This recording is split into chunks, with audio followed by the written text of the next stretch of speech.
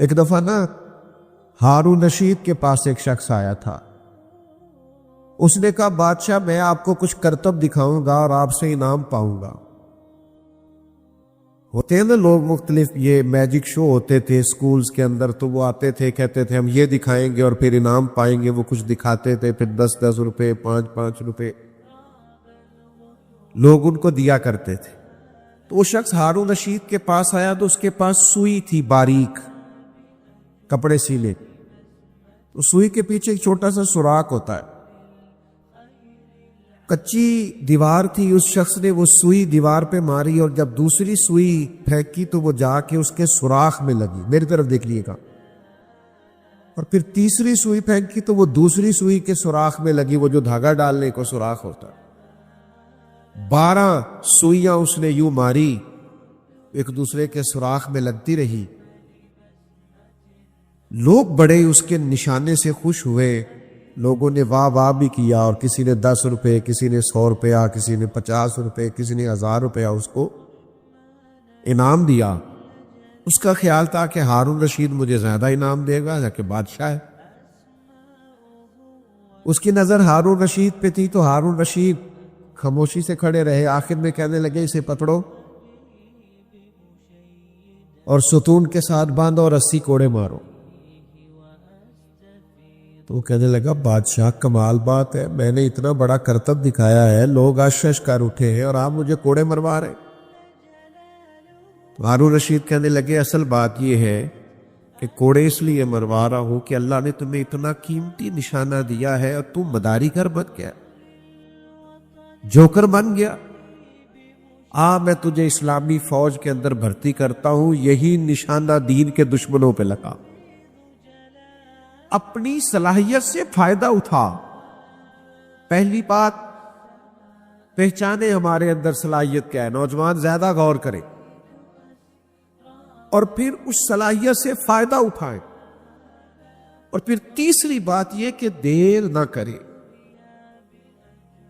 اگر وقت ہے، اگر صحت ہے، اگر طاقت ہے، اگر صلاحیت ہے، اگر اعصاب مضبوط ہے، اگر ابھی یادداشت بھرپور ہے تو دیر نہ کرے. قرآن مجید نے کہا فاستبقوا الخیرات، پھر اس طرح کرو نیکیوں میں سبقت لے لاؤ، آگے بڑھ جاؤ. ویسے دنیا داری کی دوڑ منع ہے آگے نکلنے کی کہ میں اس سے پیسے زیادہ کما لوں، معروف زیادہ ہو جاؤں. فرمایا نیکیوں میں ایک دوسرے سے آگے بڑھ جاؤ. اور کس طرح؟ قرآن مجید فرماتا ہے والسابقون السابقون، فرمایا سبقت لے جانے والے سبقت لے ہی گئے، آگے بڑھنے والے آگے بڑھ ہی گئے. جنہوں نے جلدی دین قبول کیا، جلدی دین پر عمل کیا، جلدی سمجھداری دکھائی، سبقت لے جانے والے سبقت لے ہی گئے.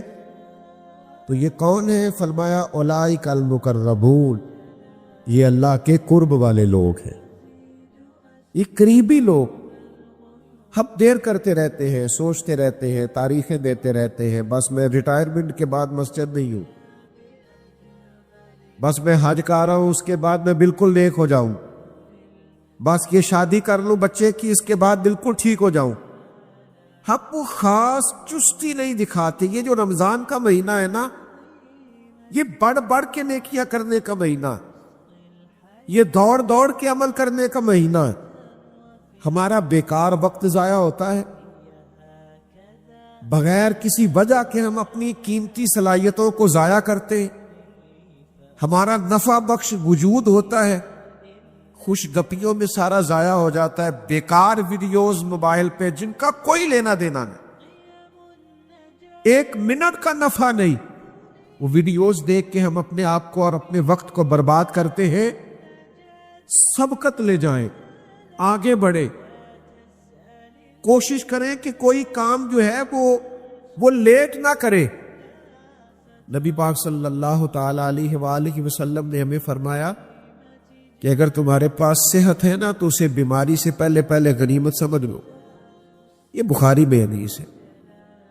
فرمایا اگر تمہارے پاس جوانی ہے تو بڑھاپے سے قبل غنیمت سمجھو، کام کرو، عمل کرو۔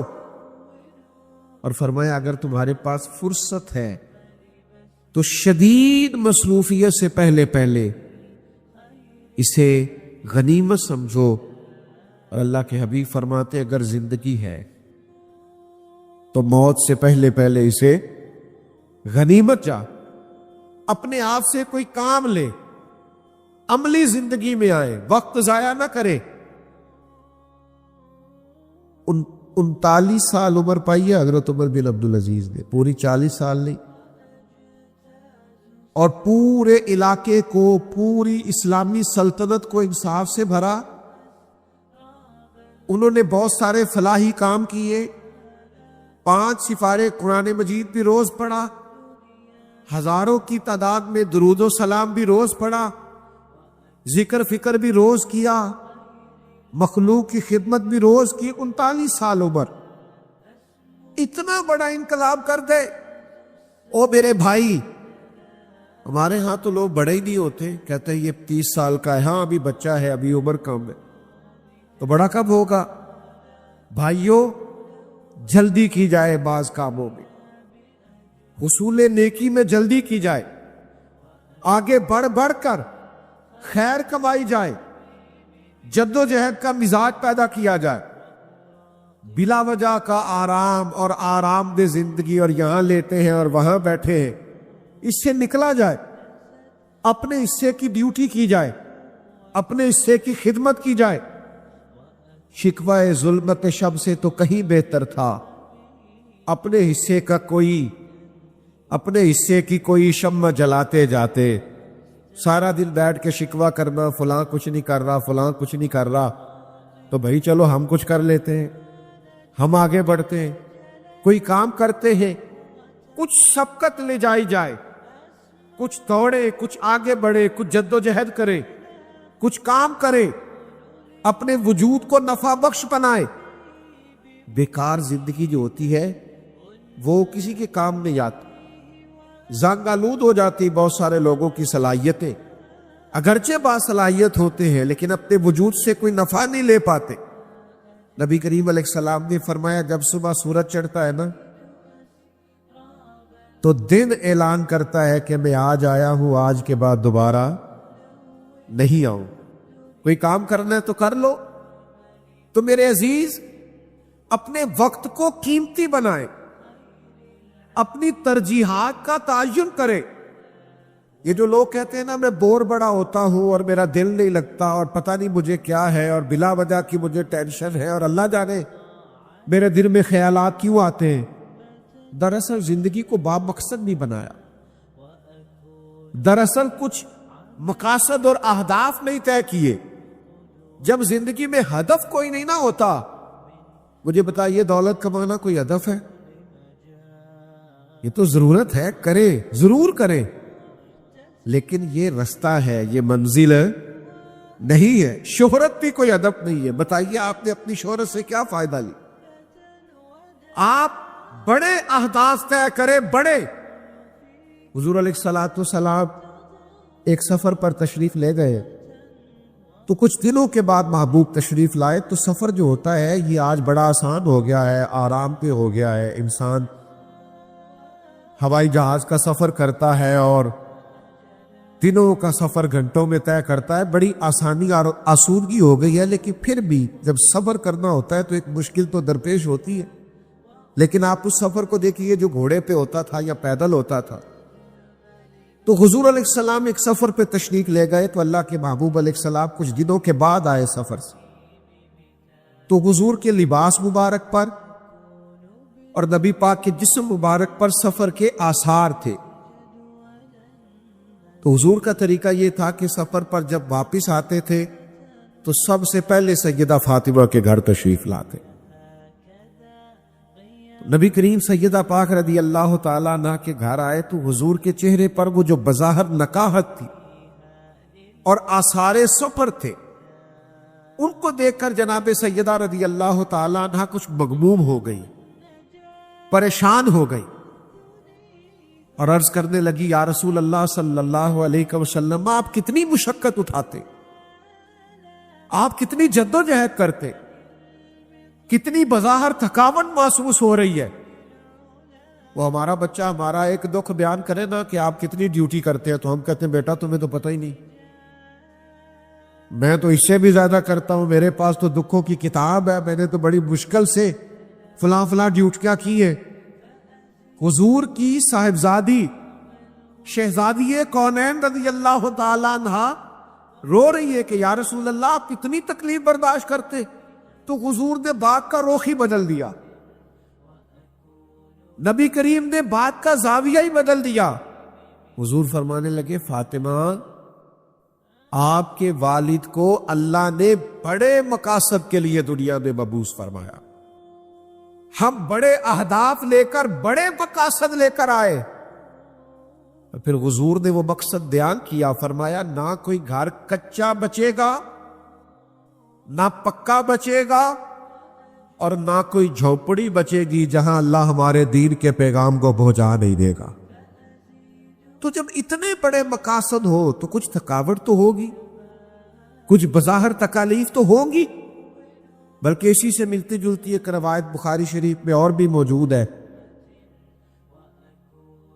حضرت عمر فاروق رضی اللہ تعالیٰ عنہ فرماتے میں نبی کریم علیہ السلام کی خدمت میں حاضری دینے کے لیے حاضر ہوا تو حضور موٹے باغ کی چارپائی پہ آرام فرما تھے. ہم تو بڑے نرم بستروں پہ آرام کرتے ہیں اور دیر تک آرام کرتے ہیں، اور ماں بدولت کو اٹھائے بھی کوئی نہ، اور بڑا طویل، اور جناب کیا کہنے، کہتے موٹے بانگ کی چارپائی پہ حضور آرام فرما تھے. جب میں حاضر بارگاہ ہوا تو محبوب اٹھے، اچانک حضور کی کمر مبارک سے ذرا قمیض مبارک ہٹی تو میں نے دیکھا کہ وہ موٹے بانگ کی چارپائی کے نشان حضور کے جسم اقدس پر ہے. یہ بخاری میں موجود. تو حضرت عمر کہتے ہیں میں رو پڑا. یہ آپ فلسفے کو سمجھیے گا. میں نے عرض کی یا رسول اللہ صلی اللہ تعالی علیہ وسلم وہ کیسر و کسریٰ، وہ اللہ کے دین کے دشمن، وہ اتنی آرام سے زندگی گزارے، اور آپ اللہ کے محبوب ہیں، آپ حبیب مطلق ہیں، اور آپ کا یہ حال ہے کہ پشت مبارک پر موٹے باغ کی چارپائی کے نشان ہیں. تو حضور نے کیا سوچ دی؟ نبی کریم فرمانے لگے عمر کیا تم یہ پسند نہیں کرتے کہ وہ دنیا میں بڑی آسانی دیکھیں اور آخرت میں رسوا ہو جائے، اور ہم دنیا میں تھوڑی مشقت برداشت کریں اور آخرت کی ساری عزت اللہ ہمیں ہی عطا فرما دے. تو یہاں کچھ کام کرنا ہے، یہاں کچھ جدوجہد کرنی، یہاں کچھ ڈیوٹیاں کرنی ہے، یہاں اپنی صلاحیتوں سے کچھ فائدہ لینا. ملت کے جوانوں ایک پیشہ صرف برا ہے، وہ ہے کسی کے آگے ہاتھ پھیلانا. باقی مسلسل محنت کرنا، مسلسل جدوجہد کرنا، مسلسل کام کرنا، مسلسل ڈیوٹی کرنا. میرا ویسے چھوٹا سا تجربہ اپنی زندگی کا یہ ہے، میں نے دیکھا جو لوگ بالکل فارغ ہوتے ہیں نا وہ پکے نمازی بھی نہیں ہوتے الا ماشاءاللہ. میں نے مصروف ترین لوگوں کو دیکھا ہے، وہ بڑے مصروف ہیں، وقت نکال کے 5 وقتہ نماز پڑھتے، بڑے مصروف ہیں، زندگی بڑی بیزی ہے، لیکن وقت نکال کے تراویح میں شریک ہوتے، مینج کر رکھا ہے چیزوں. تلاوت قرآن مجید کے لیے اوقات مقرر ہے، درود و سلام کے لیے اوقات مقرر ہے، غرباء کی مدد کے لیے اپنی زندگی میں انہوں نے وقت نکال رکھا ہے. یار ہم کچھ بھی نہیں کرتے، ہم بس بہت ساری چیزوں کو رسومات سمجھ کر ادا کرتے. کتنا بڑا مجمع ہے، آپ کتنے سارے لوگ بیٹھے ہیں، اگر ہم سارے آج یہ طے کریں کہ ہم محنت کریں گے، جدوجہد کریں گے، نیکیوں میں سبقت لے جانے کی کوشش کریں گے، تو اتنے سارے ورکر اگر تیار ہو جائیں کام کرنے کو، خدمت کرنے کو، ڈیوٹی کرنے، کوئی مسجد کی ڈیوٹی کر رہا ہے، کوئی غرباء کی مدد کر رہا ہے، کوئی محلے میں کام کر رہا ہے، کوئی اپنے خاندان میں ڈیوٹی کر رہا ہے، وقت بچ گیا ہے تو اللہ کے گھر آئے ہیں، نوافل پڑھنے شروع کر لی. لیکن اپنے آپ کو بیکار نہیں کرے، ورنہ انزائٹی کہیں نہیں گئی، ڈپریشن تو کہیں نہیں گیا، پھر تو لوگ جو ہے وہ ذہنی تناؤ کا شکار تیزی سے ہو رہے ہیں. لیکن اگر آپ اپنی مثبت مصروفیات وقت پر شروع کریں گے، کمال ہو جائے گی، زندگی کام لگ جائے گی. لیکن دیر نہیں کرنی، ساری زندگی طے کرنے میں نہیں لگا دینی، ساری زندگی سوچنے سمجھنے میں نہیں لگا دینی۔ لوگ آئے ڈیوٹی کر کے چلے بھی گئے اور ہم طے کرتے پھر رہے۔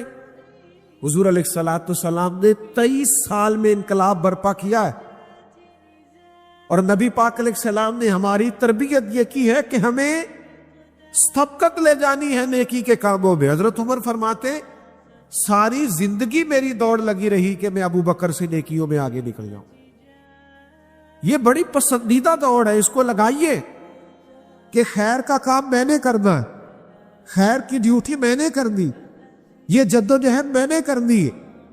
اپنے اندر وہ صلاحیت پیدا کیجئے، مثبت سوچ کے ساتھ آگے بڑھیے، جدوجہد کیجئے۔ آپ یقین کریں بہت سارے سادے لوگ بہت بڑا بڑا کام کر جاتے ہیں زندگی میں، اللہ تعالیٰ کام لے لیتا ہے، وہ تھوڑی سی کوشش کرتے ہیں پھر اللہ کی مدد آ جاتی اور بڑا کام ہو جاتا۔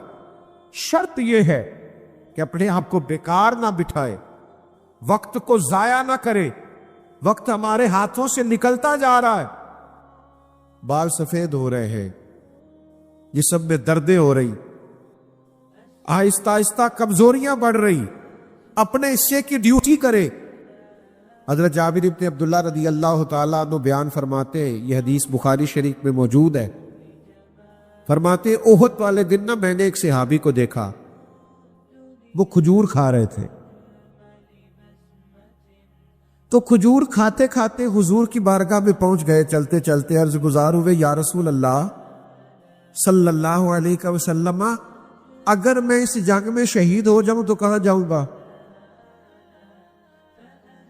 تو حضور نے فرمایا اگر اللہ شہادت کا درجہ عطا کرے تو آپ جنت میں جائیں گے۔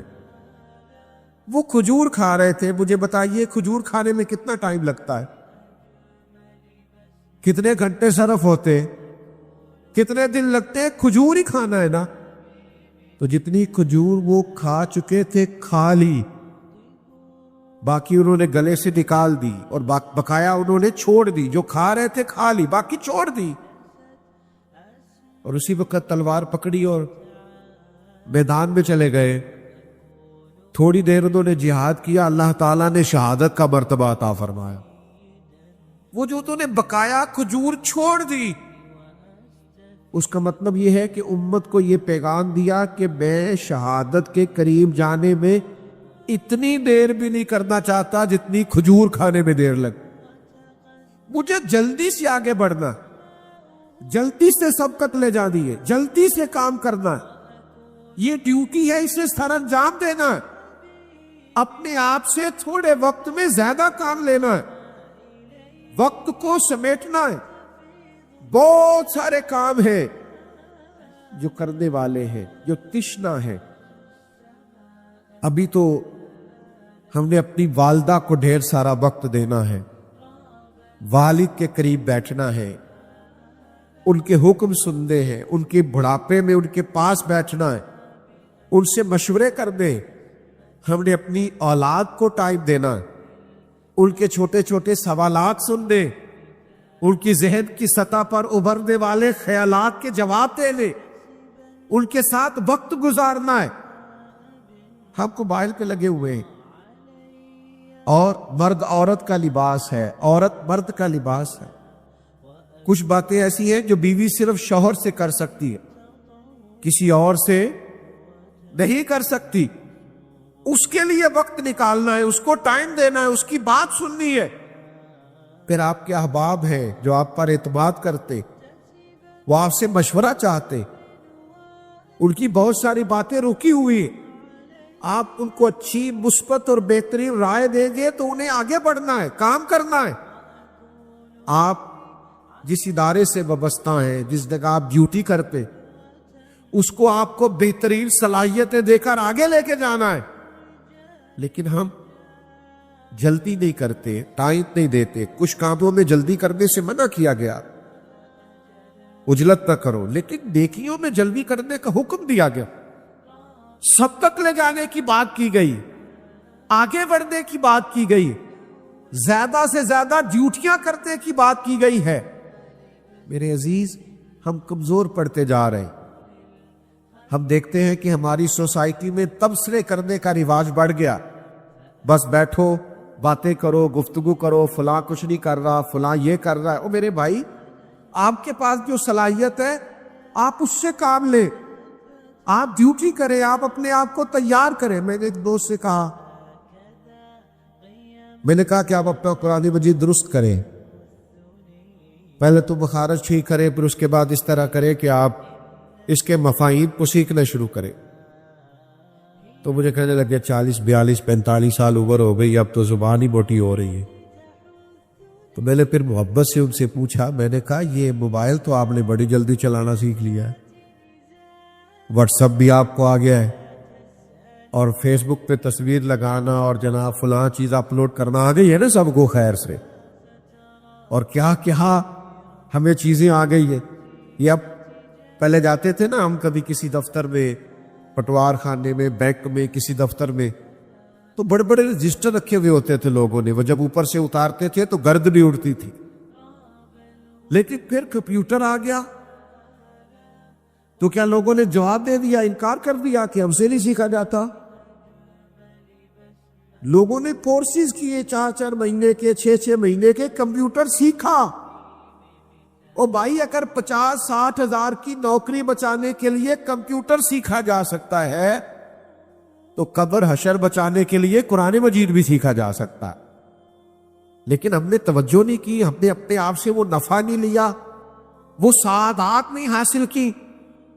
تو خیر جلدی سے بانٹے، آپ کوشش کریں کہ اپنی صلاحیت سے زیادہ کام لیں، نفل بھی پڑھنے ہیں، عبادت بھی کرنی ہے، قرآن مجید بھی پڑھنا ہے، دوسروں کے کام بھی آنا ہے، اپنے آپ کو پورے طور پر مزین کر لینا ہے۔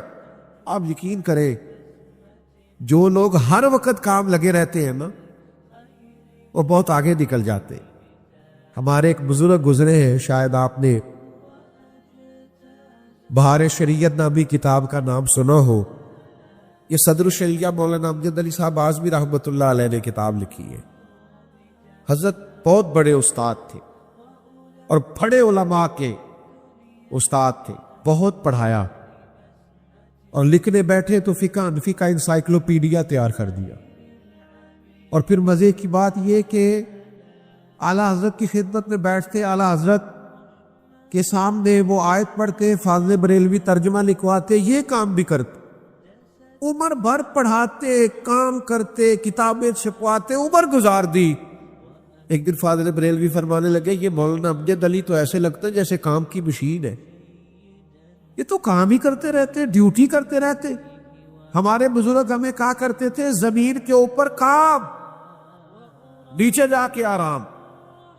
کام کرے، جد و جہد کرے، ہمت کرے، کوشش کرے، آگے بڑھے، اور آپ یقین کریں محنت کرنے والے کی محنت میرا رب ضائع نہیں فرماتا۔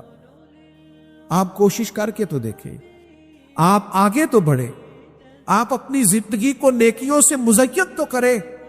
مجھے بڑی تکلیف ہوتی ہے ان نوجوانوں پر جن سے پوچھتے ہیں نا کیا کرتے ہیں، تو کہتے کچھ بھی نہیں، آج کل فارغ نہیں۔ میں بڑا پریشان ہو جاتا ہوں کہ چڑھتی جوانی ہے اور یہ فارغ ہے۔ علامہ اقبال کہتے ہیں، لہو مجھ کو رلاتی ہے جوانوں کی تن آسانی۔ کہتے جب میں نوجوانوں کو آرام پسند دیکھتا ہوں تو میں لہو کے آنسو روتا ہوں۔ تمہیں تو آگے بڑھنا چاہیے تھا۔ اور اقبال کہتے ہیں کہ تیرے زمانے کا برحق امام بھی وہ ہے جو تیرے اندر جذبہ پیدا کر دے کہ کوئی کام کرنا ہے، کوئی خدمت کرنی ہے، کچھ کر کے دنیا سے جانا ہے، کچھ ہمیں ڈیوٹی کرنی ہے، وقت فرصت ہے کہاں، کام ابھی باقی ہے، نور توحید کا اتمام ابھی باقی ہے۔ اور جو سرکار نے اللہ کی بارگاہ سے پیغام لا کر ہمیں دیا ہے، اس سب پر صدق کے دل سے ایمان لانا۔ ویسے جو ایمان ہوتا ہے یہ انسان کو طاقتور کرتا ہے۔ آپ جب اپنے اللہ کو خالق، مالک، رازق، نبی پاک علیہ الصلوۃ والسلام کو کامل، اکمل، مکمل، اور حضور علیہ السلام کو غیب دان، با اختیار مان لیتے ہیں تو آپ کے دل کو اللہ تعالیٰ پاکیزگی عطا فرماتا ہے۔ سب سے پہلی بات یہ ہے کہ ایمان کامل سے رسول کائنات علیہ السلام پر ایمان لائیں۔ اور ہم جو لوگ ہیں جو دور نبوت سے 14 صدیاں پیچھے ہیں، ہمارے لیے تو نبی پاک نے خوشخبری بھی سنائی ہے۔ حضور نے فرمایا اسے مبارک ہو جس نے مجھے دیکھ کر کلمہ پڑھا، اور فرمایا اسے 7 بار مبارک ہو جس نے پھر دیکھے میرا کلمہ پڑھا۔ اور اس کے اعزاء کرام علیہ رضوان سے نبی پاک علیہ السلام نے پوچھا کہ بتاؤ عجیب ایمان کس کا؟ تو عرض کی یا رسول اللہ صلی اللہ تعالی علیہ وسلم فرشتوں کا۔ تو فرمایا فرشتے تو اللہ کے عرش کے قریب رہ کے وہ تو جنت کو، دوزخ کو، ان ساری چیزوں کو دیکھتے ہیں۔ عرض کی یا رسول اللہ پھر ہمارا ایمان عجیب ہے۔ تو حضور فرمانے لگے تو انہیں وہ بڑے معجزات دیکھے ہیں، میرے بڑے کمالات دیکھے ہیں۔ تو پھر یا رسول اللہ پھر فرمائیے نا کس کا ایمان عجیب ہے؟ تو فرمایا ان کا عجیب ہے جو ہمارے بعد آئے ہیں۔ دیکھا نہیں ہوگا پر ایک جھلک پر گویا جان قربان کرنے کو تیار۔ ایمان کی مضبوطی، ایمان کی طاقت، اپنے دل کے اندر قوت یقین، قوت ایقان، سب سے پہلا ہاتھ نبی پاک علیہ السلام کا یہ۔ اور پھر اس کے فوراً بعد نبی پاک علیہ السلام کا دوسرا حق یہ ہے کہ کائنات کی ہر چیز سے بڑھ کر مدینے والے محبوب سے محبت کی جائے۔ حضور علیہ السلام نے فرمایا اگر تم چاہتے ہو نا تمہیں ایمان کا ذائقہ نصیب ہو تو 3 کام کرو۔ ایک تو فرمایا ہر چیز سے بڑھ کر اللہ رسول سے پیار کرو، ایک جس سے بھی پیار کرو اللہ رسول کے لیے کرو، اور تیسرا فرمایا اسلام قبول کرنے کے بعد کفر کی طرف جانا تمہیں اتنا ناپسند ہو جتنا آگ میں جانا ناپسند۔ تمہیں ایمان کا ذائقہ نصیب ہوگا اگر آپ محبت رسول میں مضبوط ہو جائیں تو نماز بھی ذائقہ دینے لگ جائے، تلاوت قرآن مجید کا بھی ذائقہ ہے، نبی پاک کی امت کی خدمت کرنے کا بھی ذائقہ ہے۔ آپ لوگوں کے دکھ درد میں جائیں گے، آپ کے دل کو اللہ تسلی عطا کرے۔ تو بھائیوں حضور کا پیار اور کامل محبت نبی پاک علیہ السلام، اور اس میں نہ وارفتگی ہو، صرف نعرے نہ ہو، جذبات نہ ہو، صرف محفل میں محبت نہ ہو، بلکہ اس کے اندر وارفتگی ہو، جوش ہو، جذبہ ہو، شوق ذوق۔ آپ دیکھیے نا یہ بھی محبت کا ایک انداز ہے کہ حضرت ثوبان بن مالک رضی اللہ تعالیٰ عنہ مسجد نبوی شریف میں حضور کے سامنے بیٹھ کے رو رہے، تو کریم نے پوچھا ثوبان کیوں روتے ہو؟ تو عرض کی یا رسول اللہ صلی اللہ تعالی علیہ وسلم جب گھر میں دل نہیں نہ لگتا تو میں آپ کی زیارت کر لیتا ہوں۔ تو اب اس بات نے رلا دیا ہے کہ جنت تو اللہ تعالیٰ آپ کے صدقے عطا کرے گا، لیکن آپ تو ہوگے اونچے مقام میں نبیوں کے ساتھ۔ تو یا رسول اللہ جنت میں آپ کی زیارت کے بغیر دل کیسے لگے گا؟ یہ ذرا آپ نے محبت کی کیفیت کو سمجھنا ہے۔ میری طرف دیکھیں جی، جب ہم ملک سے باہر جاتے ہیں تو ایک لفظ بولتے ہیں پردیسی جو مجبور بھی ہوتے ہیں بڑے، وہ بھی کہتے ہیں میرا بچوں کے بغیر دل ہے۔ یہ دل نہیں لگتا، یہ محبت کی علامت ہے۔ وہ بڑی مشکل سے گئے ہوتے ہیں پر دل نہیں لگتا، ماں کے بغیر، باپ کے بغیر، اولاد کے بغیر، بہن بھائی کے بغیر رہ نہیں سکتا، لوٹ آتے ہیں، دل نہیں لگتا۔ لوگ بڑی بڑی تکلیف سہتے ہیں پر کہتے ہیں چونکہ دل نہیں لگتا رہ نہیں سکتے۔ اور میرے بھائی صحابی بھی کہہ رہے ہیں دل نہیں لگتا پر یا رسول اللہ آپ کے بغیر نہیں لگتا۔ اور یہ قلبی کیفیت ہے، جب کوئی اداس ہو جاتا ہے تو سیانے سیانے لوگ ہم نے روتے دیکھے، لیکن شرط یہ ہے کہ قلب پر، دل پر وارد ہو یہ چیز یا رسول اللہ دل نہیں لگے گا تو کیا کریں گے؟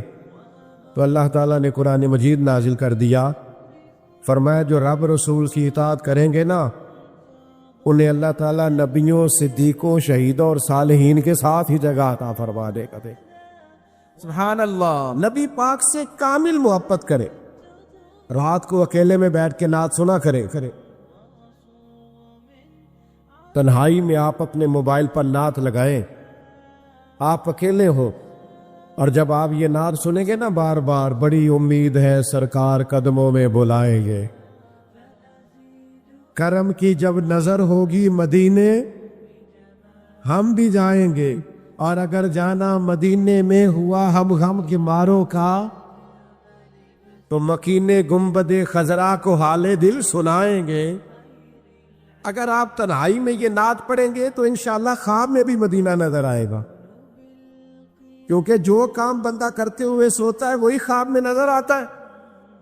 تو نبی پاک سے جب کامل پیار کرو گے ایمان کا ذائقہ ملے گا۔ اور تیسری بات یہ ہے کہ ہر چیز سے بڑھ کر نبی پاک کی تعظیم کرنی ہے۔ یہ جو بے ادب ہے نا، بے ادب جنہیں نام نہیں لینا آتا، ان لوگوں کے پاس نہیں بیٹھنا جنہیں حضور کا نام تک نہیں صحیح لینا آتا۔ حضور کی تعظیم کرنی، توقیر کرنی، جملے ادب والے۔ صحابہ نا ایمرجنسی میں بھی نبی پاک کا ادب نہیں بولتے تھے، ایمرجنسی میں ادب نہیں یاد رہتے۔ یہاں میرے اگر خدا نخواستہ شملے کو، امامے کو آگ لگ جائے تو آپ کیا یہ کہیں گے مفکر اسلام، پیر طریقہ تو میرے بھائی نے تو میری اوقات سے بڑھ کر میرے لیے جملے بول دیے، میں پریشان تھا کہ میں کہاں اپنے آپ کو ڈھونڈوں گا، میں کہاں اور یہ جملے کہاں۔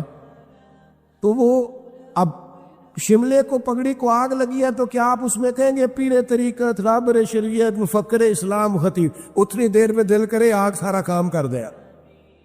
ایمرجنسی میں ادب یاد نہیں رہتا، بلکہ اگر آگ لگ گئی خدا نہ خواستہ کپڑے کو تو فوراً میرا بھائی کہے گا آگ آگ آگ، آپ کے شملے کو آگ لگ گئی، فوراً پکارا جائے گا۔ لیکن صحابہ ایمرجنسی میں بھی نبی پاک کا ادب، حضرت ابوبکر صدیق کے مقدس پیر کو سانپ نے ڈس لیا ہے غار ثور میں، اور اتنا سخت اس نے ڈسا ہے کہ زہر پھیلا ہے اور آنکھوں سے آنسو نکل آئے۔ تو وہ ساڈے پنجابی جی کہندے نے سپ دی دہشت ہی بڑی ہوندی ہے۔ اب وہ سانپ نے ڈس لیا ہے جناب صدیق اکبر کے پیر کو۔ حضور نے فرمایا کیا ہوا؟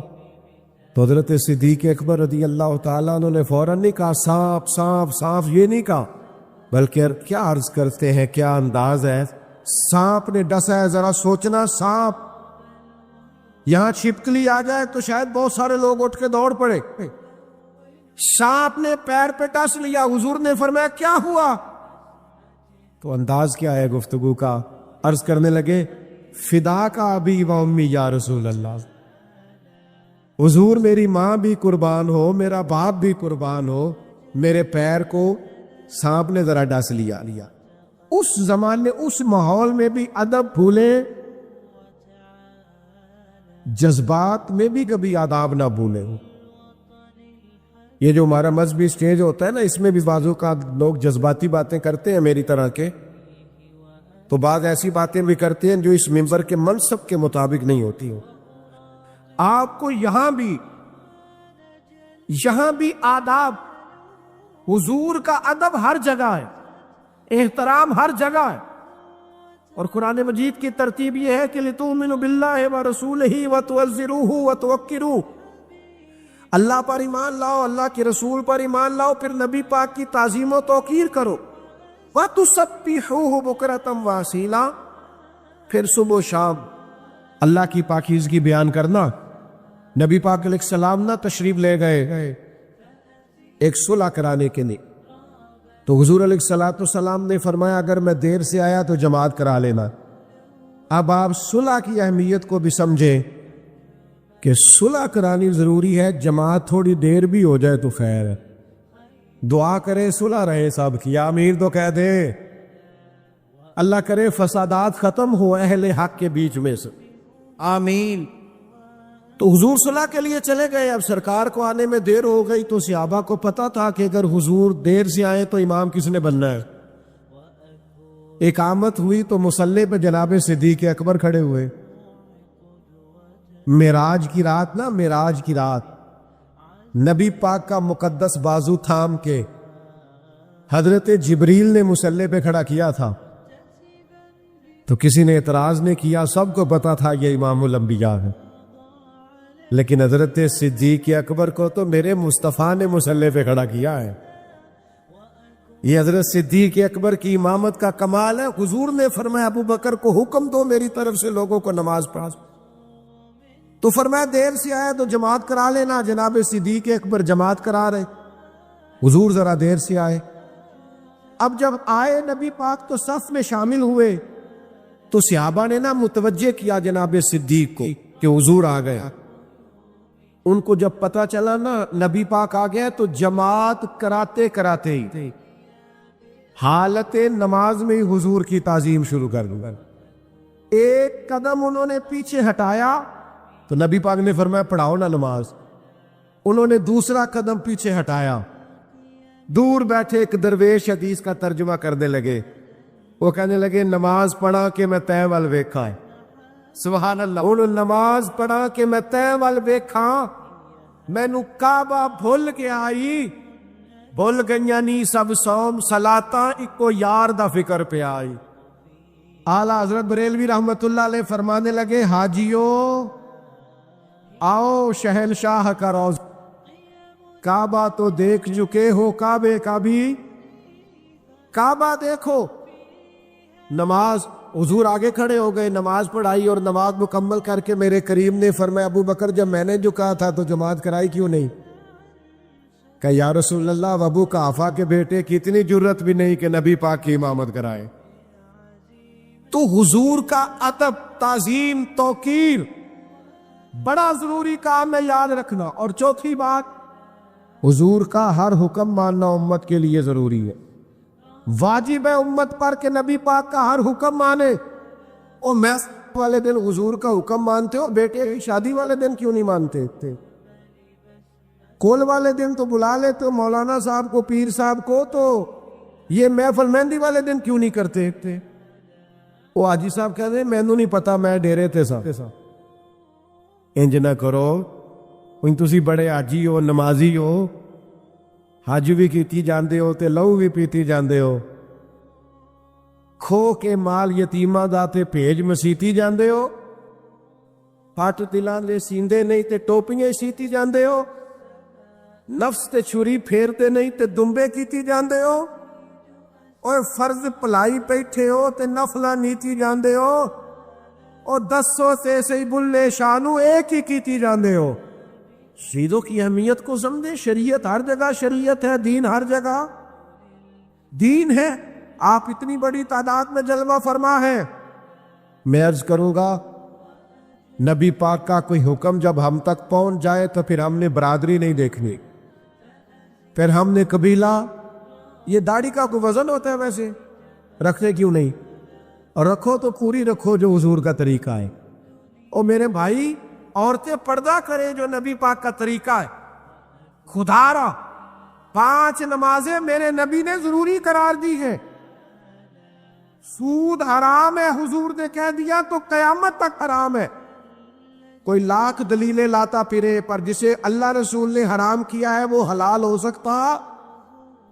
اس لیے محمود بڑا پیار کرتے تھے ایاز سے، ایاز غلام تھا نا، تو بعض لوگوں کو اعتراض تھا کہ آپ اس سے زیادہ پیار کرتے ہیں، تو محمود نے ایک دن سوچا کہ تجربہ نہ کرا دیں لوگوں کو پیار زیادہ کیوں کرتے ہیں، تجربہ نہ کرا دیں۔ ایک ہیرا اس نے رکھا اپنے پاس، اور وہ جو سیانے سیانے بندے سارے کھڑے تھے نا ان کو بلایا، ایاز کو آخر میں بلایا، ایک کو بلایا کہا یہ ہیرا تو توڑ دو، میری طرف دیکھنا یار، میری طرف دیکھو، ہیرا تو توڑ دو۔ تو وہ کہنے لگا بادشاہ اتنا قیمتی ہیرا ہے توڑوا کے کیا کرو گے؟ چھوڑو۔ بادشاہ کہنے لگا نہیں تم بندے سے آنے ہو، تم جا کے بیٹھ جاؤ، ایک دوسرے کو بلا ہیرا توڑ دو۔ کہنے لگا اتنا قیمتی ہیرا ہے، توڑوا کے کیا کریں گے؟ وہ سارے سیانے مشورہ دے کے چلے گئے۔ آخر میں محمود نے ایاز کو بلایا اور بلا کے کہا یہ ہیرا توڑ دو۔ اس نے 1 منٹ نہیں لگایا، ہتھوڑی ماری توڑ دیا۔ تو بادشاہ کہنے لگا اتنے لوگ جو مجھے مشورہ دے رہے تھے کہ ہیرا نہ توڑوا تو نے کو توڑ دیا ہے، تجھے نہیں پتا قیمتی ہے؟ تو ایاز کہنے لگا بادشاہ میں نے زندگی میں طے کیا ہے جو چیز ٹوٹتی ہے ٹوٹ جائے، تیرا حکم نہیں ٹوٹنا چاہیے، ٹوٹ جائے کائنات کی ہر چیز پر، تیرا حکم نہ ٹوٹے، یہ میں نے طے کر لیا۔ صحابہ نے طے کر لیا تھا کہ جو مرضی ہو جائے، نبی پاک کا حکم حضور نہ جمعہ پڑھا رہے تھے۔ یہ جیسے ابھی ہم نے کافی گزارش نہیں کی دوستوں سے بیٹھ جاؤ بیٹھ جاؤ بیٹھ جاؤ، تو سرکار جمعہ پڑھا رہے تھے تو خطبہ دیتے دیتے نہ جمعہ پڑھاتے پڑھاتے نبی پاک علیہ السلام نے ایک صحابی سے فرمایا بیٹھ جاؤ۔ اب ایک صحابی قبیلہ بنو غنم میں تھے، ان کے کان میں آواز گئی بیٹھ جاؤ، کیونکہ نبی پاک نے کسی کا نام نہیں لیا، ان کے کان میں آواز گئی، وہ بنو غنم میں بیٹھ گئے۔ ایک اپنی مسجد کے دروازے پہ تھے، جب کہا بیٹھ جاؤ تو وہ وہیں بیٹھ گئے۔ ایک کسی کونے میں تھے، گلی میں تھے، ان سے کہا بیٹھ جاؤ تو وہ وہیں بیٹھ گئے۔ جمعہ مکمل ہوا تو نبی پاک علیہ السلام نے فرمایا آپ کہاں تھے، آپ کہاں تھے، آپ کہاں تھے؟ یا رسول اللہ آپ نے کہا بیٹھ جاؤ، میں بیٹھ گیا۔ تو کریم فرمانے لگے نہ آپ سے کہا، نہ آپ سے کہا، نہ آپ سے کہا، میں نے تو ان سے کہا تھا۔ تو صحابہ عرض کرنے لگے حضور آپ نے نام تو نہیں نہ لیا، سانو تے قید سجن دا گہنا ہے، سانو نہ قید سجن دا گہنا ہے، وہ جنج رکھے ایسا اونج رہ رہا ہے۔ یا رسول اللہ آپ کا حکم تھا لہذا بیٹھ گئے۔ سنے میرے بھائی، اسی طرح نبی پاک کا 5واں حق یہ ہے کہ اگر حضور کی امت کبھی تکلیف میں آئے، آزمائش میں آئے، پریشانی میں آئے تو حضور کی امت سے پیار کیا جائے۔ آج کتنا وقت گزر گیا ہے غزہ کے مسلمانوں کو روتے ہوئے، لوگوں نے مدد کیا کرنی ہے، امت مسلمہ ایک جگہ پہ اکٹھے ہو کر آواز بلند کرنے کو بھی تیار نہیں۔ لوگ ڈرتے ہیں بیان دیتے ہوئے بھی۔ خدا را نبی پاک کی امت کا پیار یہ حضور کا حق ہے، اس حق کو ضائع نہ کرو، اپنے ان مظلوم بھائیوں کے لیے آواز بلند کرو۔ لوگ کہتے ہیں ہماری آواز بلند کرنے سے کیا ہوتا ہے، آپ کو پتہ ہی نہیں، آپ کی آوازیں بلند کرنے سے کفر پر لرزہ طاری ہوتا ہے۔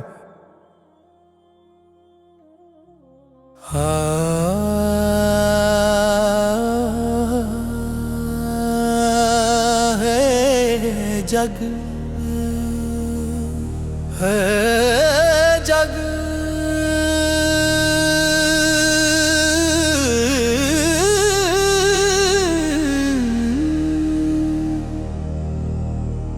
ہے جگ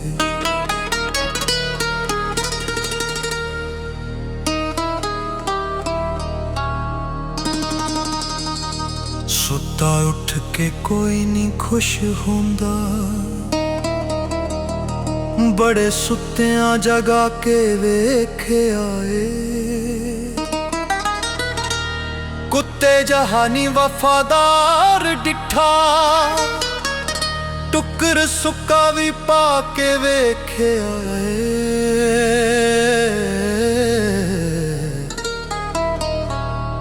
کر مالک دا ہرگز نہیں چھڈدا، بڑی وار ترا کے ویکھے آئے۔ توتا جد بھی چھڈیے اڈ جاندا، تے کئیاں چوریاں پا کے ویکھے آئے۔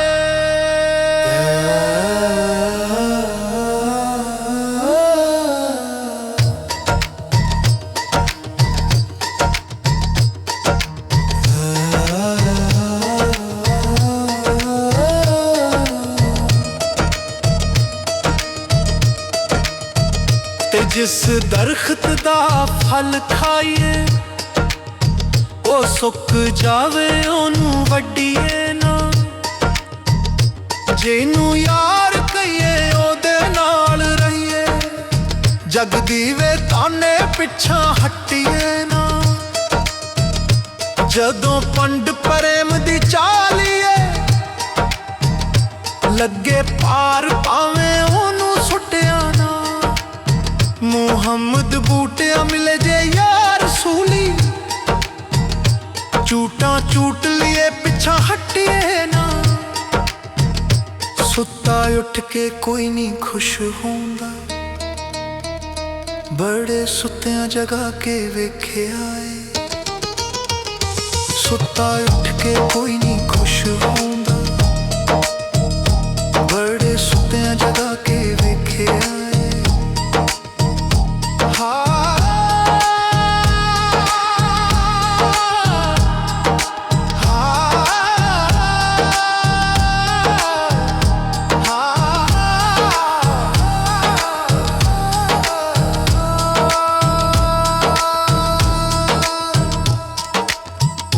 ਡੰਗ ਮਰਨੋਂ ਕਦੇ ਨਹੀਂ ਸੱਪ ਰਹਿੰਦਾ, ਕਈਆਂ ਦੁੱਧ ਪਿਲਾ ਕੇ ਵੇਖਿਆ ਏ। ਬਿਨਾ ਮਤਲਬ ਕੋਈ ਨਹੀਂ ਯਾਰ ਬਣਦਾ, ਬੜੇ ਯਾਰ ਬਣਾ ਕੇ ਵੇਖਿਆ ਏ। ਵਾਹ ਵਾਹ ਕਰਕੇ ਸਾਰੇ ਟੁਰ ਜਾਂਦੇ, ਬੜੇ ਸ਼ੇਰ ਸੁਣਾ ਕੇ ਮਜ਼ਾ ਨੀ ਰੱਬ ਵਾਲੀ ਤਾਰ ਜਿਹਾ, ਬੜੇ ਵਾਜੇ ਬਜਾ ਕੇ ਵੇਖਿਆ। ਕਰ ਰੱਬ ਦਾ ਮੋਮਿਨ ਦਾ ਦਿਲ ਹੁੰਦਾ, ਛਾਤੀ ਜਿਹਨੇ ਵੀ ਪਾ ਕੇ ਵੇਖਿਆ ਏ। ਜਗ ਛੱਡਣਾ ਆਖਰ ਕਸੂਰ ਮੰਦਾ, ਬੜੀ ਉਮਰ ਹੰਡਾ ਕੇ ਵੇਖਿਆ ਏ। ਵੇਖਿਆ ਕੱਲ ਕੀ ਸੀ ਤੇ ਅੱਜ ਕੀ ਏ, ਇਸ ਗੱਲ ਨੂੰ ਰੱਖ ਧਿਆਨ ਅੰਦਰ। ਜਿੱਥੇ ਸ਼ਾਹ ਵਜੂਦ ਦਾ ਤਖਤ ਟੁੱਟਦਾ, ਇਹਨੂੰ ਬੋਲਣ ਉਸ ਮਕਾਨ ਅੰਦਰ। ਸੌਦੇ ਹੁਸਨ ਵਾਲੇ ਜਿੱਥੇ ਤੁਲਦੇ ਨੇ, ਖੁੱਡਾਂ ਪੈਂਦੀਆਂ ਉਸ ਦੁਕਾਨ ਅੰਦਰ। ਉਵੇਂ ਆਕੜਾ ਕਰੇ ਕਸੂਰ ਮੰਦਾ, ਤੇ ਸਦਾ ਰਹਿਣਾ ਨੀ ਇਸ ਜਹਾਨ ਅੰਦਰ। ਤੇ ਸਦਾ ਰਹਿਣਾ ਨੀ ਇਸ ਜਹਾਨ ਅੰਦਰ, ਤੇ ਸਦਾ ਰਹਿਣਾ ਨੀ ਇਸ ਜਹਾਨ